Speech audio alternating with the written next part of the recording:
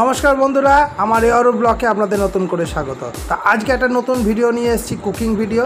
এই দেখুন, একটা কড়াই নিয়ে নিয়েছি, কড়াইয়ের মধ্যে গরম জল বসিয়ে দিলাম সিদ্ধতে, আর দুটো লেস নিয়ে নিয়েছি, একদম মশলা লেসটাকে প্রথমেই মিক্সার মেলে ভালো করে ডাস্ট করে নিলাম। আর এই ডাস্টটা যেন খুব ভালো হয় বন্ধুরা।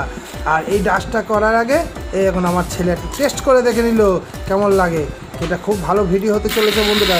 তা মিক্সিংটা করে নিচ্ছি, একদম মিক্সিং। এই দেখুন, 8খানা ডিম পরপর করে ভেঙে নিলাম, একটা একটা করে, আর 5টা নয় 8টা ডিম ভেঙে নিলাম। এই দেখেন 8টা, একদম এই ডিমটা কিন্তু সমানে 8টাই ভাঙতে হবে, 8টার বেশিও আপনারা দিতে পারেন পরিমাণ মতো। তো এই দেখুন, লবণ নিয়ে নিলাম বন্ধুরা, লবণ নিয়ে নিলাম। তারপরে আবার হলুদটা দেবেন। এই দেখেন হিংটা দিলে টেস্টটা ভালো হবে। এই দেখেন লেস এই পাউডারটা মিশিয়ে দিলাম, মিক্সিং ভালো করে মিক্সিং করে দিলাম। যত মিক্সিং করবেন ফেনাবেন তত এই খাবারটা খেতে ভালো হবে। এই দেখুন, এই রেসিপিটা কিন্তু শুধুমাত্র আপনাদের জন্য একবার করছি। আর এই দেখুন, সর্ষের তেল নিয়ে নিয়েছি, একদম মাস্টার্ড অয়েল, ভালো করে টিফিন কৌটোটাতে মাখিয়ে নিলাম যাতে ভালো হয়। এই দেখুন, দিয়ে ডিমটাকে দিয়ে বয়েলে বসিয়ে দিলাম। যা ভালো করে বয়েলে বসানো হচ্ছে। এই দেখুন, তার সঙ্গে সঙ্গে আমি এক পাশে টমেটোগুলোকে কেটে নিলাম কুচি কুচি করে, পেঁয়াজগুলো কেটে নিচ্ছি তাড়াতাড়ি, যাতে কাজটা রান্নাটা তাড়াতাড়ি হয়ে যায়। এই দেখুন, সব কিছু আস্তে আস্তে আমি বসে টুকটুক করে কাটতে শুরু করে দিচ্ছি।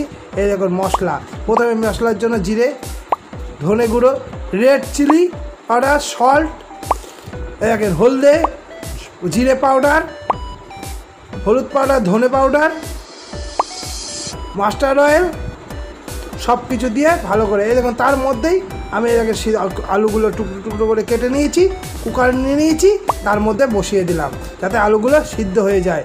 এই দেখুন, ততক্ষণে আমার এই হাফ বয়েল ডিম পুরো ক্যান্টিনের মধ্যে, কন্টেনারের মধ্যে হয়ে গেছে, রেডি হয়ে গেছে। সিদ্ধ আলুগুলোও তুলে নিচ্ছি সঙ্গে সঙ্গে। খুব তাড়াতাড়ি করতে হবে বন্ধুরা, দুপুরবেলা হয়ে গেছে, খাওয়ার জন্য পেট শুট করছে। এই দেখুন, তাড়াতাড়ি করছে। দেখেন, গ্যাসটা আবার জ্বালিয়ে নিলাম, সিদ্ধ আলুগুলোকে ভালো করে ফ্রাই প্যানে ভেজে নিলাম যাতে একদম ভালো করে সুন্দর করে। দেখেন, কন্টেন্টটা খুললাম, প্রথমে ভালো করে কেটে দেখে নিলাম যে এটা হয়েছে নাকি। এটা আপনার, হ্যাঁ বন্ধুরা, বুঝতে পারছেন এটা কি বানালাম? হ্যাঁ বন্ধুরা, এই দেখেন বানিয়ে ফেলেছি ভাপা ডিম। এবার এই ডিমগুলোকে চাকু দিয়ে সুন্দর করে কেটে নিলাম, প্রথমে টুকরো পাট করে নিলাম, এবং তারপর বরফির মতো কেটে নিলাম, নিমকি বরফির মতো কেটে নিলাম। একটা টেস্ট করে দেখা যাক কেমন হয়েছে, ভালোই হবে আশা করি। এই দেখেন, টুকরো করে কেটে নিচ্ছি যাতে রান্নাটা করার সময় একে অপরের গায়ে লেগে না যায়। আপনারা ঠিক এইভাবেই করবেন। আমি 8টা ডিম দিয়ে করেছি, আপনারা তার বেশি করতে পারেন, কম দিয়ে করতে পারেন, আপনাদের পরিবারের প্রয়োজন মতো। দেখেন বন্ধুরা, সুন্দর করে ছোট টুকরো করে কেটে নিচ্ছি যাতে একে অপরের গায়ে না লেগে যায়। এবং এরপরে এই জিনিসটা সুন্দরভাবে আরেকটা কাজ আছে, সেটা আপনাদের সামনেও দেখানো হবে বন্ধুরা। দেখুন, একেবারে সুন্দর করে এখন টুকরো করে নিল। আমার ছেলে একটু টেস্ট করে দেখে নিল বন্ধুরা, ঠিক আছে নাকি। রান্না করার আগের মুহূর্তে টেস্ট তো করতেই হবে, বড় রাঁধুনি বলে কথা। আমি তো ছোট রাঁধুনি বন্ধুরা।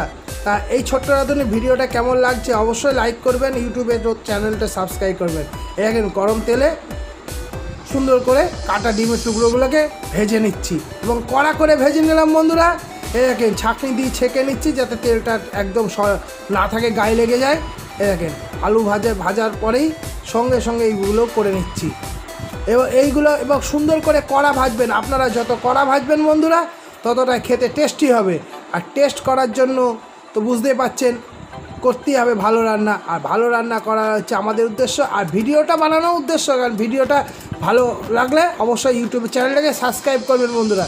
এই দেখেন, ভালো করে একটা ছোট্ট টুকরো ছিল, সেটাও করিনি। এই দেখেন, সর্ষের তেল দিয়ে দিলাম, তেজপাতা দিয়ে দিলাম, পেঁয়াজ কেটে রেখেছিলাম সেগুলো দিলাম, ধনে গুঁড়ো দিয়ে দিলাম, এবার আস্তে আস্তে মশলাটাকে বানাবো। একে চিনি দিয়ে দিলাম যাতে তরকারিটা গ্রেভিটা ভালো হয়। এই দেখেন টমেটোগুলো, কাটা টমেটোগুলো আস্তে আস্তে টুকরো টুকরো করে দিয়ে দিচ্ছি। আপনারা রান্না করার সময় অতি সাবধানে করবেন, তেল যেন না ছিটকায়, কারণ গরম তেল ছিটকালে শরীরে ক্ষতি, সব কিছুই ক্ষতি। সাবধানে রান্না করবেন বন্ধুরা। এই দেখেন বন্ধুরা, জিঞ্জার আর গার্লিক পেস্টও দিয়ে দিলাম যাতে কারিটা আরও মাখো মাখো হয়। আপনারা কিন্তু একটার বেশি দেবেন না, কারণ টক হয়ে যাবে। দেখেন মশলা করা ছিল, সেই মশলাটা মিক্সি মেশিনে মশলাটাও দিয়ে দিলাম। এবার ভালো করে নাড়তে হবে এবং সুন্দর করে। আমি একটা গোটা পেঁয়াজ দিয়ে দিয়েছিলাম, এটা আমার পছন্দ অনুযায়ী। এবার লাল মির্চি দিলাম। এই দেখেন বন্ধুরা, লাল মির্চি, এখন কাশ্মীরি মির্চি দিলাম যাতে রঙটা ভালো হয়, আর রং ভালো হলে সুস্বাদু ভালো হবে। দেখেন বন্ধুরা, কিষান টমেটো কেচাপও দিয়ে দিলাম যাতে কারিটা আরও সুন্দর হয়, রং হয়। এ দেখেন হিং দিয়ে দিলাম যাতে টেস্টই ভালো হয়। হিং সব খাবারে অল্প দেওয়া ভালো বন্ধুরা, কারণ এইগুলো ছোট ছোট জিনিসগুলো আপনারা ব্যবহার করবেন। এ দেখেন বেশ কারিটাকে বেশ ভালো করে মশলাটা করে নিচ্ছি, ভাজে নিচ্ছি। একটু পরিমাণে জল দিয়ে দিলাম। একে ভালো করে ভাজার পরে ওই যে ভাজা আলুগুলো একটু একটু করে ছেড়ে দিলাম বন্ধুরা, যাতে কারিটার সঙ্গে মিশে যায়। এই দেখেন আস্তে আস্তে ছাড়ছি, খুব সাবধানে যাতে মশলা গায়ে না ছিটায় বন্ধুরা। এই দেখেন আস্তে আস্তে করবেন আপনারা, একটু ভেজে নিয়ে মশলাটাকে করে নিয়ে একে সাঁড়াশি করে ধরে একের এগগুলোও দিয়ে দিলাম, ভাজা ডিমগুলো, ভাপা ডিমগুলো দেওয়ার পরেই একে ভালো করে নেড়ে দিচ্ছি বন্ধুরা, সুন্দর করে নেড়ে দিচ্ছি এবং যাতে সব কিছুর মধ্যে রসটা কারিটা ঢুকে যায় সেটাই আমরা একটু ভালো করে করি। এখন সবার শেষে ধনে পাতা দিয়ে দিলাম। আর একটু ছোট্ট কাজ আছে বন্ধুরা, এটা কিন্তু আমাদের এই দেখেন সবজি মশলা, হ্যাঁ তরকারির টেস্ট হবে সবজি মশলা আর এই গরম মশলা। লাস্ট টাইমে গরম মশলা সবজি মশলা দিয়ে আর টেস্টই আলাদা বন্ধুরা। একটু ভালো করে নেড়ে নেব যাতে সুন্দর কারিটা আরও সবার সঙ্গে মিশে যায় বন্ধুরা।